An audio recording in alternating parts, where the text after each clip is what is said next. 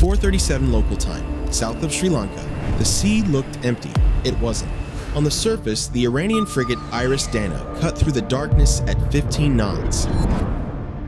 Active sonar hammering the water, radar sweeping, course changing every few minutes like a ship that knew death might already be behind it. 7 nautical miles back, 400 feet down, a Los Angeles-class attack submarine followed in silence. The frigate was hunting, the submarine was waiting, and within the next half hour, that American captain would receive an order no U.S. submarine commander had heard in combat since World War II. But first, he had to survive long enough to get the shot. Submarine warfare is not cinematic when it starts. It is mathematical.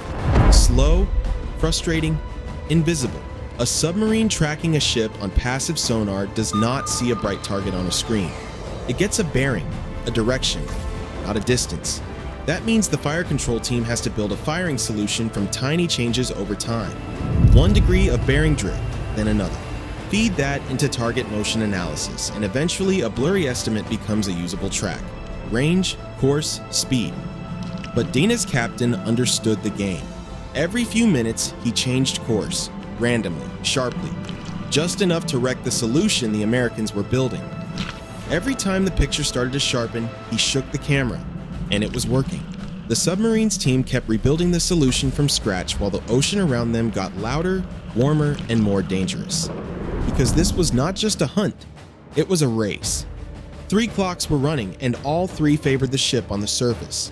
The first was the thermocline, that layer of water separating warm surface temperatures from colder depths. It had been shielding the submarine by bending Dena's sonar away, but the layer was weakening. The second clock was geographic.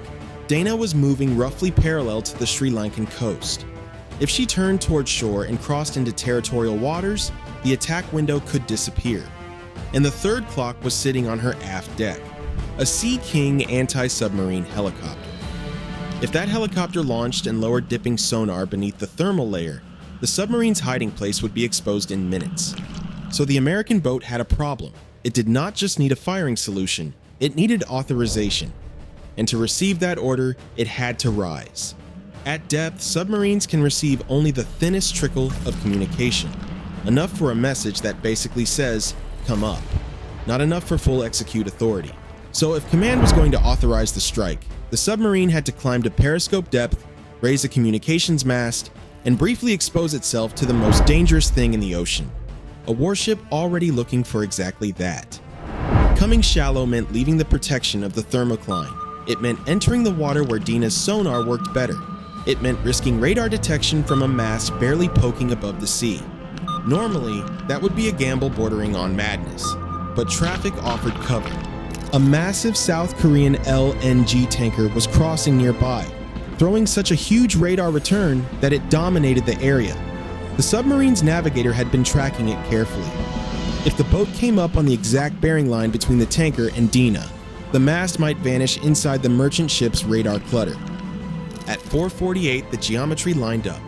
The submarine rose, through the layer, toward the surface, into the part of the ocean where mistakes get people killed. The mast broke the waterline. The satellite link connected. Message traffic streamed in. Authorization confirmed.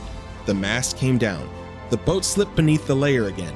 Now, the mission changed. No more stalking, no more maybe. Now it was a firing problem, but the window was shrinking. Dena was still zigzagging, still active on sonar, still edging closer to protected waters. If she turned toward shore, the shot might be lost. The fire control team kept working. Bearing shift, speed estimate, update, correction, another turn, another fix. At 4:53, the solution finally locked. Tube 1 was readied for a Mark 48 torpedo. Inside the submarine, the launch sequence was quiet by Hollywood standards. No dramatic shaking, no blaring alarm, just procedure. The tube flooded, water rushed in, pressure equalized. For a trained sonar operator outside, that brief sound could be unmistakable. If he heard it through the ship traffic, ambient noise, and ocean distortion. Then the torpedo left the tube. No white wake on the surface, no neat line pointing back to the submarine. Just a weapon sliding into black water, fast and controlled, with a guidance wire unspooling behind it. That wire mattered. Through it, the submarine could steer the torpedo, adjust for target maneuvers, and keep the weapon on the right track through one of the busiest shipping corridors in the world. But the wire came with a price. As long as the torpedo was being guided, the submarine had to stay disciplined.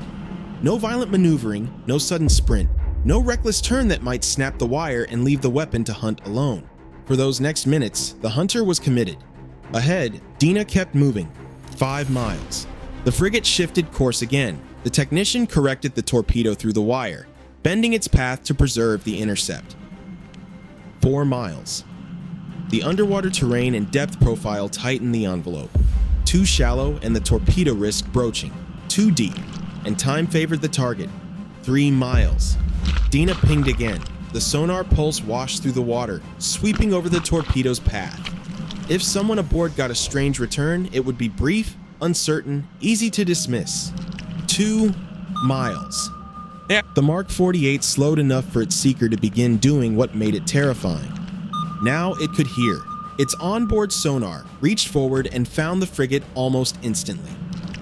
A 1,500-ton warship moving at speed is not subtle when a modern torpedo gets close enough to listen. Target acquired. The torpedo accelerated into terminal attack. And finally, too late, Dena heard it. Somewhere in that combat information center, a sonar operator caught the one sound every sailor dreads: active pings closing fast on a constant bearing. Constant bearing means it is not passing by. It is coming for you. The alarm went up. The bridge heard it. The captain heard it. The whole ship heard it. But understanding the danger is not the same as escaping it. There were seconds left. Not enough time for a calm sequence of detection, classification, authorization, and countermeasure deployment. Not enough room for a full, evasive turn. Not enough information to fire back at a submarine still hidden below the layer. That is the cruelty of submarine combat. By the time the target clearly understands what is happening, the outcome was often decided minutes earlier by people it never saw. The torpedo did not aim to punch into the side of the ship. It aimed beneath it. The Mark 48 passed under Dena's keel and detonated below the hull, where the structure was most vulnerable. The explosion formed a massive gas bubble beneath the frigate's spine, lifting the ship and then dropping it into its own structural failure. For a fraction of a second, the sea stopped supporting the hull.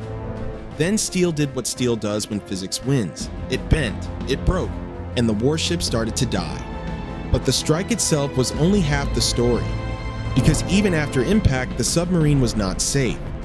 If the wire had parted too early, the attack might have missed. If the helicopter had launched sooner, the submarine might have been exposed before firing. If the mast had been seen during that communications window, Dena might have turned toward shore into sanctuary and escaped the kill box completely. That is what makes this moment so brutal. Not just the explosion, the timing.